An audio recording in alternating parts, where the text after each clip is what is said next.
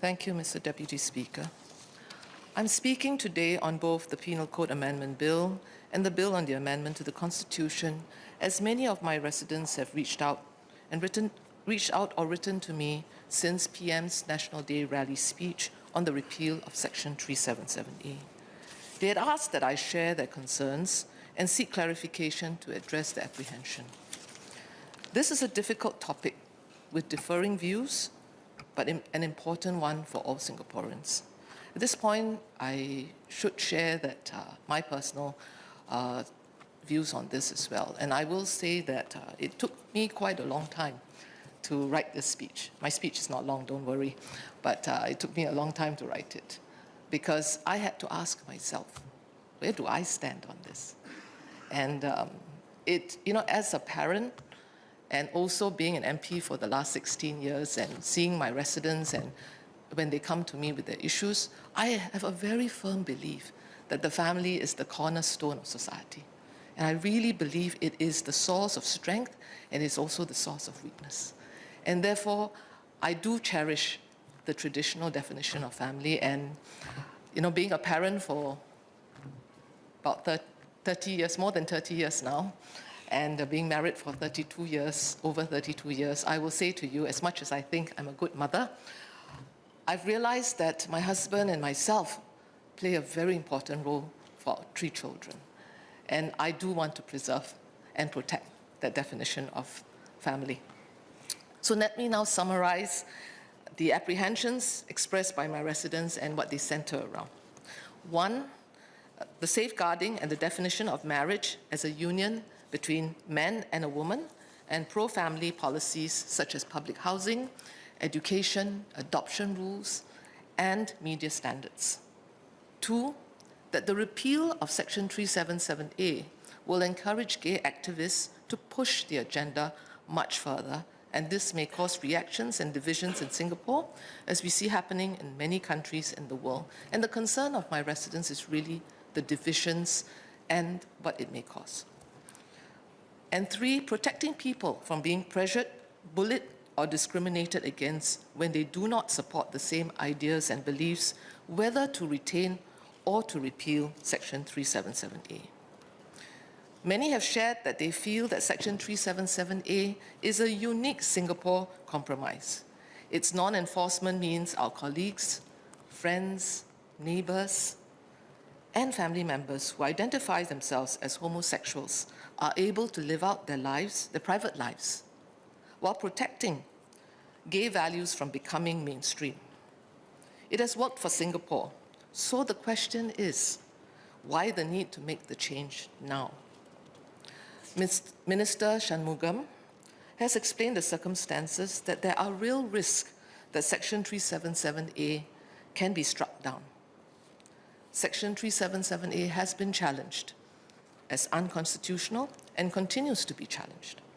The courts have judged that such matters are sensitive societal issues and it is for Parliament to decide. But the point is that if Parliament does nothing, the courts will have to do what it has to do when it has to do it. And when that happens, the apprehensions that have been expressed will become real. It is precisely that the government, hearing the views of the majority, is acting. It is easier for the government to do nothing. And in fact, politically, actually, much, much easier. But given how controversial this issue, especially given how controversial this issue is, however, that would be extremely irresponsible, as there is real risk and the very definition of marriage and the pro-family policies that the majority want to protect will be challenged, as we are already seeing in several countries.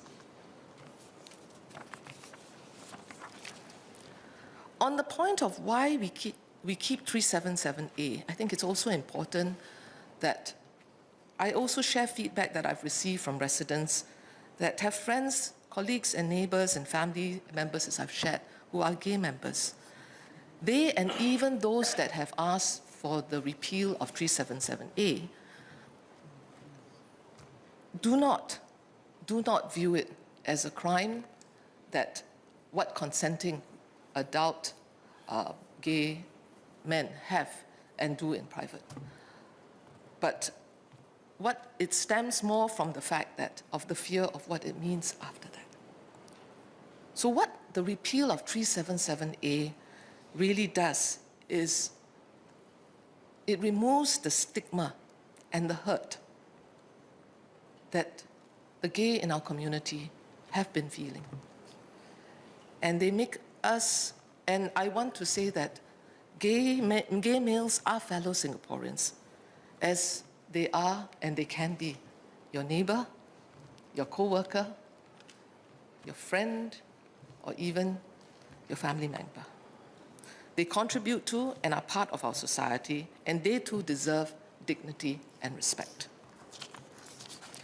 Now let me touch on the proposed amendment to the Constitution and the insertion of the new Article 156 and whether they will be sufficient to safeguard the definition of the institution of marriage and the associated pro-family policies. The new Article 156, subsection 3 and subsection 4 seek to protect the definition of marriage in such laws like the Women's Charter, the administration of the Muslim laws, and laws that confer rights and benefits on or in relation to persons married under those enactments from constitutional challenges. Pro-family policies of the government, example in regard to housing, education, and media standards, will therefore also be protected. But the anxiety is if this would make it easy for change, as it will only require a simple majority to amend the definition of marriage. I've received feedback from some asking that the definition of marriage be directly in the Constitution so as to require a two-thirds majority and not just a simple majority to affect such a radical redefinition. The proposed amendment, I feel, is a balanced one as it protects the traditional definition of marriage and pro-family policies while allowing our future generations to decide on societal norms. To give further reassurance, DPM Wong has given PAP's commitment that the definition of marriage as that of the union between man and a woman and will not change under the watch of the current leadership of PM Lee, and if the PAP government were to win the next general election, it would not change under his watch. Those are reassurances that have been given. And I think that that's a balanced approach and one that does seek to protect the definition that the majority want to hold. Finally, I'd like to talk about the cancel culture and bullying. We are hearing strong sentiments and differing views with the debate around the repeal of Section 377A. From the reactions and feedbacks shared, an area that is of concern and we must address is that of bullying and a cancel culture. Youth and working professionals have approached me and expressed fears and anxieties with gay activism. Some have shared that while they accept their friends and family who identify as gays, they find it difficult to voice their opinions when they do not share their values and ideas for fear of being labeled, bullied, or cancelled in school or at the workplace. The fear, real or perceived, is that the repeal of 377A will amplify this activism. But similarly, I'd like to caution us that with the debate on this repeal, we are also seeing a heightened attention on those that identify as gay. I also have residents expressing concerns of possible discrimination against those who identify themselves as gay. So what is clear is that this is a subject that matters to many, regardless of whether we support or support the repeal or the retention of Section 377A.